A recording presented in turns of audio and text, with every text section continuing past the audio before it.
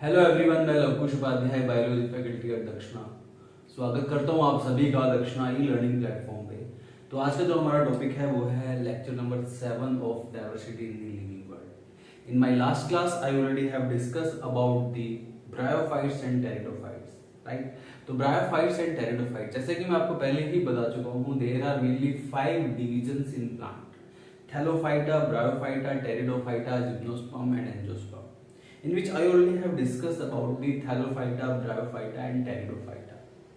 Now the next division is Gymnosperm. Before discussion of Gymnosperm, let me recall to you about what Bryophytes and Pteridophytes. तो Bryophytes and Pteridophytes में discuss कर चुका था, Thallophyta में discuss कर चुका था। जनरली ये क्रिप्टोगेमी में आते हैं तीनों ही ग्रुप, थैलोफाइटा, ब्रायोफाइटा एंड टेरिडोफाइटा, यानी कि इनमें सीड्स एब्सेंट होते हैं, इनमें रिप्रोडक्टिव ऑर्गन्स एब्सेंट होते हैं। जैसा कि मैं आपको पहले ही बता चुका हूँ, प्लांट किंगडम को 2 मेन सब किंगडम में डिवाइड करते हैं, क्रिप्टोगेमी एंड फेनेरोगेमी। तो क्रिप्टोगेमी जो होते हैं इसमें सीड्स या रिप्रोडक्टिव स्ट्रक्चर एब्सेंट होते हैं, and you need to consider 3 groups in this sub kingdom. One is what, thallophyta, उसके बाद angiosperm thallophyta, bryophyta and pteridophyta. Thallophyta, bryophyta में वेस्कुलर टिश्यूज एब्सेंट होते हैं, टेरिडोफाइटा में वेस्कुलर टिश्यू प्रेजेंट होते हैं। ब्रायोफाइटा और टेरिडोफाइटा में एम्ब्रियो फॉर्मेशन टेक प्लेस करती है, थैलोफाइटा में एम्ब्रियो फॉर्मेशन टेक प्लेस नहीं करती है। तो थैलोफाइटा को आप नॉन एम्ब्रियोफाइट कहते हैं, ब्रायोफाइट्स को आप कह सकते हैं नॉन वेस्कुलर एम्ब्रियोफाइट, क्योंकि वहां पे वेस्कुलर टिश्यू एब्सेंट होता है। वहीं टेरिडोफाइट्स में वेस्कुलर टिश्यू भी प्रेजेंट होता है, एम्ब्रियो फॉर्मेशन भी प्रेजेंट होती है। तो first vascular and embryophyte plant is pteridophyte. Now I'm going to discuss a very interesting division of the plant kingdom that you called gymnosperm. So today I'm going to discuss in detail about the gymnosperm. ध्यान दीजिए, gymnosperm ये 2 different word से मिलकर बना है, जिम्नोस plus sperm, ठीक है। This is made up of 2 words, जिम्नोस and sperm. जिम्नोस जो होते हैं, स्पर्म जो होते हैं, राइट। अगर हम जिम्नोस्पर्म की बात करें तो जिम्नोस का मतलब होता है नेक्ड एंड स्पर्म का मतलब होता है seed. So these are called naked seed plant. ये क्या है, इनको आप नेक्ड सीड प्लांट्स कहते हैं, राइट। यानी कि यहाँ पे ये सीडेड प्लांट्स है, seeds are present but without seed coat, right. यहाँ पे सीड्स प्रेजेंट है और you can say seed without seed coat. तो seed without seed coat that we called gymnosperm. तो जिम्नोस्पर्म में सीड प्रेजेंट होते हैं लेकिन सीड कोट एब्सेंट होता है, राइट। यहाँ पे कोई फ्रूट फॉर्मेशन नहीं होती, there is no fruit wall. जैसा कि एंजियोस्पर्म में सीड के सराउंडिंग में फ्रूट वॉल प्रेजेंट होती है, लेकिन जिम्नोस्पर्म में fruit wall is absent, right. तो यहाँ पे fruit wall is absent, only seed is present and that is naked seed, और जिसे आप नेक्ड सीड कहते हैं। So called naked seed plant, fruit wall is absent, right, and यहाँ पे सीड प्रेजेंट होते हैं। अगर हम बात करें इसके हैबिटेट की, ये mainly found in cold regions, ये कोल्ड रीजन्स में पाए जाते हैं। अगर हम इंडिया की बात करें तो इंडिया में हिमालयन रेंज के अंदर जिम्नोस्पर्म प्लांट पाए जाते हैं। These are mainly found in the Himalayan range in India. In India these are mainly found in Himalayan range. जो हिमालय रेंज है उसकी रेंज में जिम्नोस्पर्म प्लांट पाए जाते हैं, राइट। ये मेनली हिमालयन रेंज में पाए जाते हैं और mainly found in slope region of mountain. Mountain की स्लोप रीजन में ये प्लांट पाए जाते हैं। If these are found in the slope region of mountain, it means they utilize least amount of water, because slope region पे water के stagnation के chances नहीं होते हैं। तो तो ये लीस्ट अमाउंट ऑफ वाटर को एब्जॉर्ब कर पाते हैं, लीस्ट अमाउंट ऑफ वाटर को यूटिलाइज कर पाते हैं, तो ये भी जीरोफाइटिक प्लांट होते हैं। इनको आप ऐसे प्लांट जो कि कम पानी का इस्तेमाल करते हैं उन्हें आप जीरोफाइटिक प्लांट कहते हैं। They use little amount of water, right. तो ये जीरोफाइटिक प्लांट है। ये क्या है? These are xerophytic plants.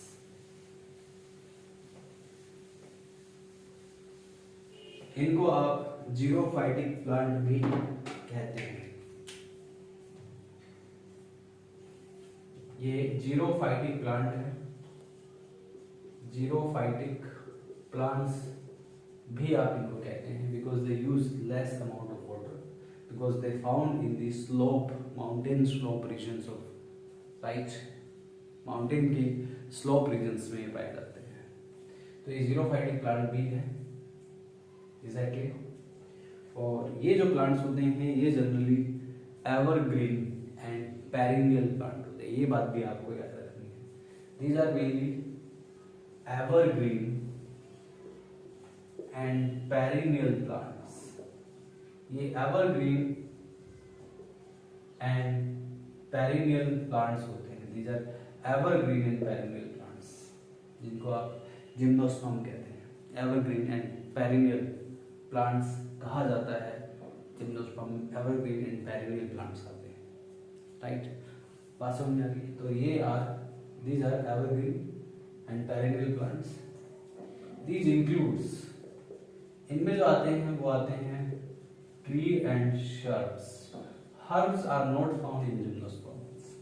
Gymnosperm plant में हर्ब्स नहीं पाए जाते हैं। शर्ब्स एंड ट्रीज पाए जाते हैं जिम्नोस्पर्म प्लांट में। ये बात भी आपको याद रखनी है। So this is about the habitat, this is about the nature of gymnosperm plant, right. इसके अलावा यहाँ पे वेस्कुलर टिश्यू प्रेजेंट होते हैं। वेस्कुलर टिश्यू जिम्नोस्पर्म में टेरिडोफाइट्स की तरह प्रेजेंट होते हैं, लेकिन यहाँ पे वेसल्स, जाइलम में वेसल्स एंड फ्लोएम में कंपेनियन सेल। ये मैं आपको पहले ही बता चुका हूँ, सेम लाइक इन टेरिडोफाइट्स। तो वेसल्स एंड कंपेनियन सेल्स यहाँ पे एब्सेंट होती हैं। जाइलम एंड फ्लोएम है, लेकिन जाइलम का वेसल एंड फ्लोएम की कंपेनियन सेल यहाँ पे एब्सेंट होती है, राइट। जो सीव एलिमेंट्स होते हैं वो यहाँ पे सीव ट्यूब की फॉर्मेशन नहीं कर पाते हैं। ये बात भी आपको याद रखनी है।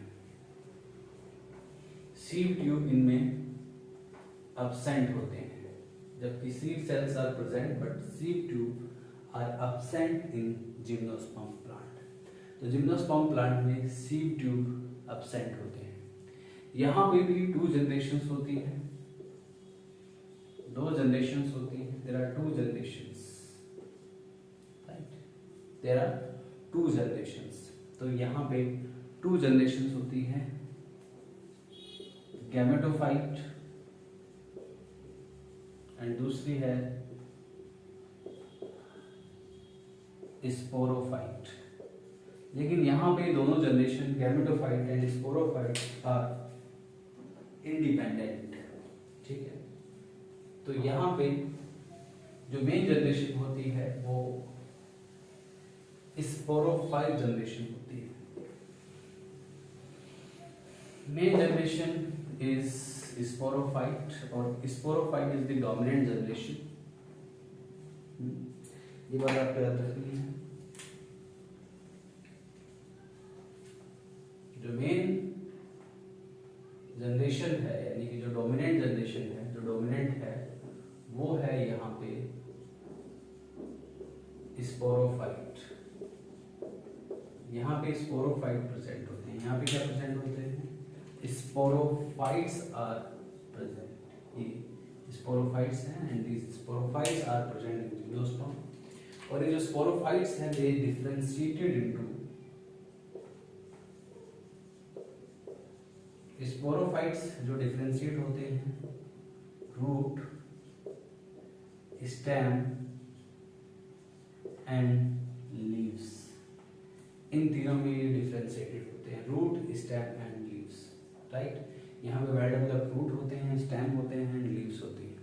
जो यहाँ पे रूट सिस्टम होता है, जो यहाँ पे रूट प्रेजेंट होती है उसे आप टैप रूट कहते हैं। This is the root system और द टैप रूट, राइट। यहाँ पे स्टेम जो होता है वो मे बी ब्रांच्ड और मे बी अनब्रांच्ड, याद रहे आपको, मेनली ये अनब्रांच्ड होते हैं, stems are unbranched, stems are unbranched, right. लेकिन कुछ स्टेम ब्रांच्ड भी होते हैं लाइक पाइनस, ठीक है, लेकिन मेनली जो होते हैं वो अनब्रांच्ड होते हैं। यहाँ पे जो लीफ होती हैं, लीव्स की अगर मैं बात करूं, लीव्स जो होती हैं हाईली एडेप्टेड होती है, और लीफ जो होती है निडल लाइक होती है। और लीव्स का जो करेक्टर है यहाँ पे शंकल स्टोमेटा, इसमें संकल स्टोमेटा प्रेजेंट होते हैं, यानी कि यहाँ पे स्टोमेटा जो होते हैं सिकुड़े हुए होते हैं, राइट, संकल स्टोमेटा होते हैं। देयर आर संकल स्टोमेटा, स्टोमेटा जनरली संकल क्लोज होते हैं, ठीक है। लीव्स जो होती हैं प्रिवेंट दी ट्रांसपायरेशन, ट्रांसपायरेशन को रोकने का काम करती हैं, और highly successful in to prevent the transpiration.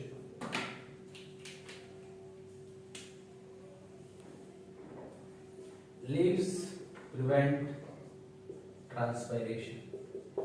Transpiration को या least transpiration यानी कि least loss of water, क्योंकि इनके पास वैसे ही वाटर की स्कैरिसिटी होती है, ठीक है। एंड इवन इनकी जो लीफ होती हैं, राइट, ये can be withstand with high temperature and even strong wind flow, right? Leaves जो होती हैं are highly adapted for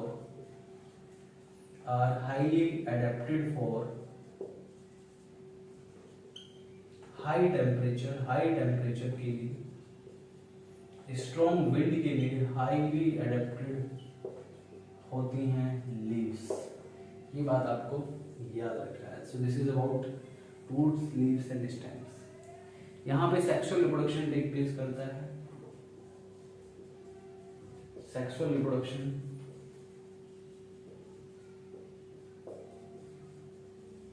is present, sexual reproduction यहाँ पे प्रेजेंट है, ठीक है, याद रहे, sexual reproduction is always present. यहाँ पे male sex organ is called male cone, and female sex organ भी कौन शेप में होता है, that you called female cone, right। Generally जो जिम्नोस्पर्म होते हैं वो हेटेरोस्पोरस होते हैं, these are mainly हेटेरोस्पोरस, ये हेटेरोस्पोरस है, यानी कि they produce two types of spores, ये दो टाइप के स्पोर्स प्रोड्यूस करते हैं, ये बात आपको याद रखनी है। They produce two types of spore,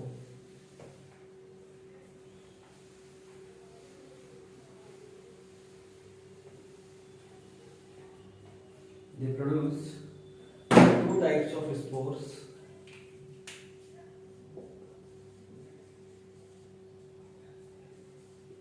two different types of spore।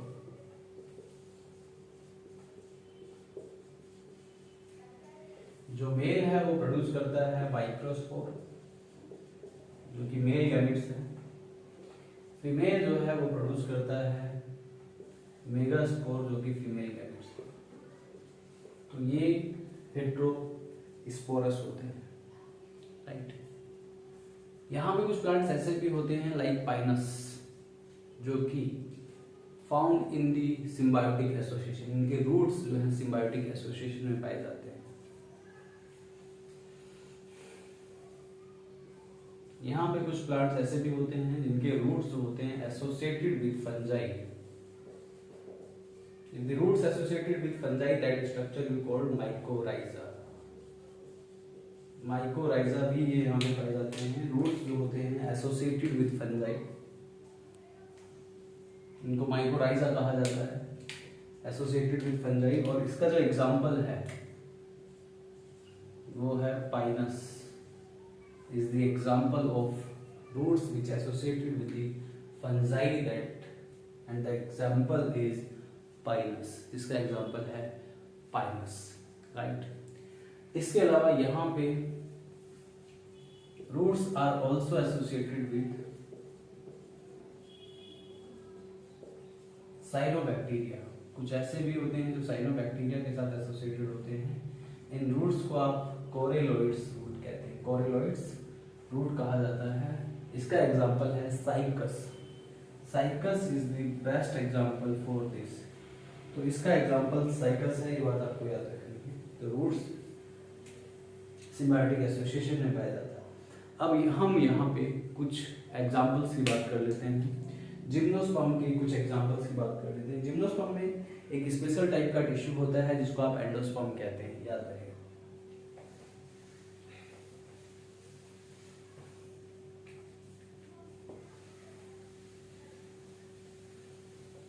It possess endosperm.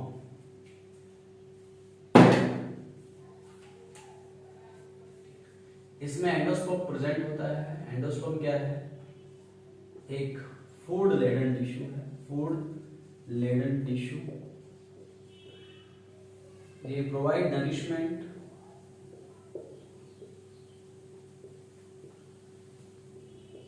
During embryo formation. Embryo formation के दौरान ये नरिशमेंट प्रोवाइड करने का काम करता है, ये बात आपको याद रखनी है। It provides the nourishment during the embryo formation. Embryo formation के दौरान ये नरिश करने का काम करता है, राइट।